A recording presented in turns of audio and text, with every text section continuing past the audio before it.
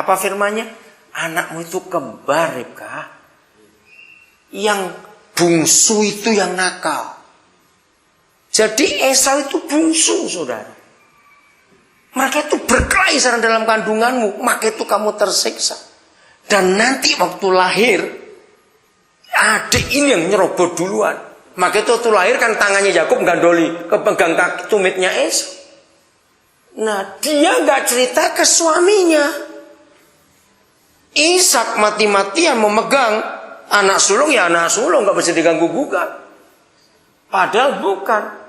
Yang sulung itu Yakub, bukan Esau. Ini loh, kesehatan itu penting sekali. Dari kisah ini kita belajar, sudah. Ya. Sampaikan pada semua istri, ini penting. Belajarnya begini. Di dunia ini yang terkenal itu kakek sihir atau nenek sihir. Nah, ternyata perempuan itu lebih sakti dari laki-laki, saudara. Tuhan pun lebih sering bicara pada istri daripada kepada suami. Ternyata setan pun lebih banyak pakai perempuan daripada laki-laki. Maka itu dukun perempuan lebih sakti daripada dukun laki-laki. Kenapa, saudara? Karena kesensitifan. Perempuan itu punya kepekaan yang hebat sekali yang laki-laki nggak punya. Nah, kepekaan ini yang Tuhan dan hantu pakai. Tergantung perempuan itu mau yang mana, dipakai oleh siapa. Nah, untuk menjaga ini, maka suami itu pengambil keputusan. Jadi dia datang kepada suaminya, cerita. Ayat 6, mari kita lihat. Kemudian perempuan itu datang kepada suami yang berkata, telah datang kepada aku begini. Ayat 8. Lalu bagaimana? Enggak, ayat 8-nya langsung. Setelah ngomong ini, lalu siapa yang berdoa? Suami yang berdoa. Manoah yang berdoa, memohon kepada Yahweh, katanya, ya Yahweh, berilah kiranya abdi Tuhan yang kau utus itu datang pula kepada kami. Saya kagum pada kata ini. Dan mengajar kami apa yang harus kami perbuat kepada anak yang akan lahir itu. Suami istri, setelah kita menikah, kalau bicara apa saja, libatkan berdua. Kami. Jangan bilang saya. Kami. Karena kita satu. Kita ini satu. Dalam konseling pernikahan, ini masalah uang saya ajarkan begini. Supaya gak ribut. Karena gak mungkin suami istri bukan barengan terus kemana-mana. Nah, untuk belanja, untuk pengeluaran, masing-masing keluarga punya plafon berbeda-beda. Ya, saya lihat gajinya dulu. Lihat pemasukannya. Misalnya, keluarga yang penghasilannya 3 juta sebulan, misalnya. Maka ukurannya, kalau belanja di atas 100 ribu, harus diskusi dulu.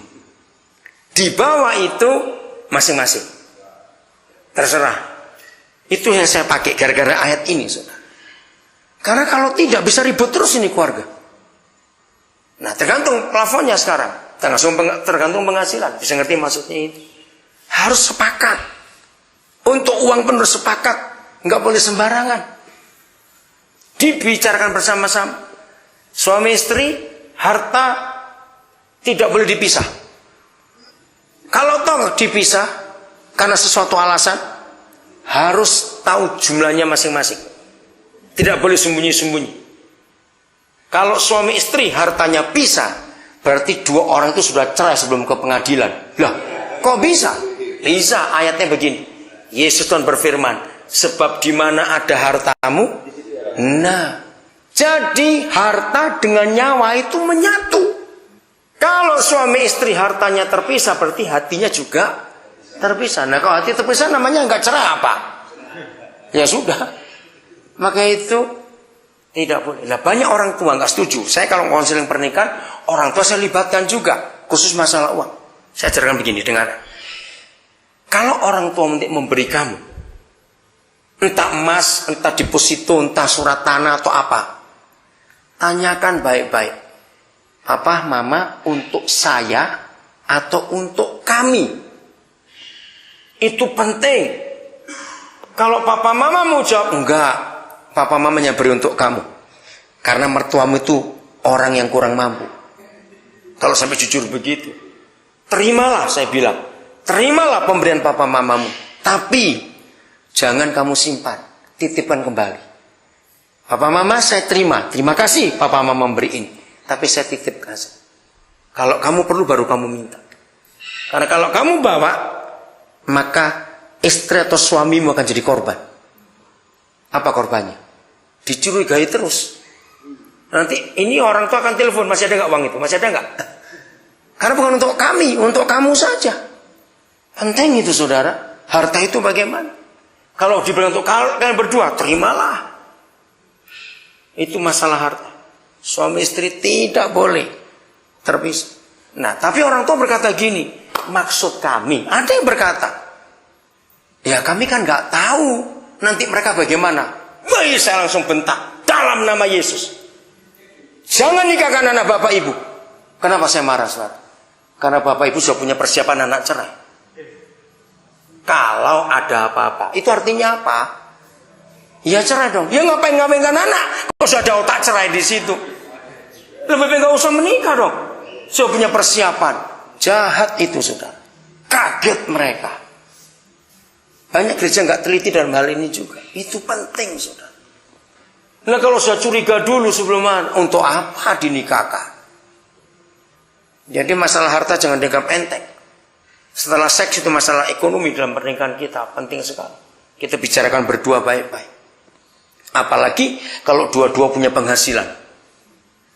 Apalagi kalau dua-dua sama kaya. Wah ini harus lebih teliti lagi membicarakannya itu. Karena orang punya uang itu punya power. Nah sama, istri punya uang punya kuasa, nggak mau tunduk. Ini harus dibereskan dulu. Mau tunduk nggak kamu menikah? Saya akan tanya dulu. Karena pengaruh besar dalam pernikahan nanti. Karena di mana-mana orang punya uang itu punya power. Maka itu saya harus satukan uang. Maka powernya bareng-bareng, nggak ada satu-satu lagi. Nggak boleh bedakan hasil untuk suami untuk urusan apa bayar listrik, urusan ini, urusan itu, anak untuk istri ini. Jangan lebur jadi satu, pakai bareng-bareng dengan pembicaraan. Saudara, hebat sekali Alkitab ini mengajarkan. Begitu sempurna dan teliti sampai masalah itu dibicarakan. Nah, jadi kami ya, kata kami itu penting. Jadi siapa yang berdoa tadi? Manoah. Lihat ayat 9. Maka Tuhan mendengarkan permohonan Manoah. Jadi doanya suami didengar. Tapi yang dijawab siapa? Sehingga malaikat Tuhan datang pula kepada perempuan lagi. Ternyata Tuhan lebih sering bicara kepada istri daripada kepada suami. Istri itu lebih sensitif dalam segala hal. Berapa kali suami transaksi dagang, istri terima dulu sesuatu. Nggak enak. Betul? Ingat istri Pilatus, malam itu kan mimpi dia. Jangan adili orang itu, dia orang benar. Aku mimpi tadi malam. Istri itu luar biasa pekanya. Ya, saya kira semua kita pernah ngalami. Anak kita jauh. Nggak ada SMS, nggak ada telepon. Anak itu ngalami apa-apa. Yang rasa mamanya atau papanya?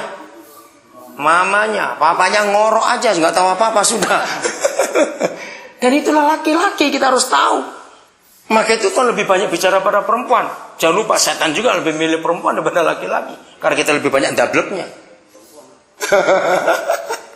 Hebat Alkitab ini. Nah, tapi lihat sikapnya istri. Saya kagum pada istri Manoah ini. Begitu malaikat datang lagi, ketika suaminya tidak ada bersama-sama dengan dia, ayat 10, kemudian perempuan itu segera berlari, memberitahukan kepada suaminya, katanya kepadanya begini. Saudara lihat, kalau Hawa seperti ini, dunia akan lain ceritanya. Sayang waktu dia diskusi, dia jawab sendiri, nggak panggil suaminya. Hebat Alkitab kita. Mari saudara, keharmonisan kita, kesepakatan kita jaga seperti ini. Ada apa-apa kita beri kesempatan istri kita untuk bicara. Mungkin kamu terima pernyataan Tuhan apa? Kita diskusi sama, kita berdoa bersama. Surga hadir. Keharmonisan kita aduh indah sekali di tempat tidur, di meja makan, di sana di mana. Boleh ada bentrokan kecil-kecil karena kita masih manusia. Wajar. Tapi atasi dengan kasih semuanya itu. Kalau rumah tangga kita jaga seperti itu, pasti aman. Amin. Surga nggak akan pernah absen. Yesus nggak pernah absen.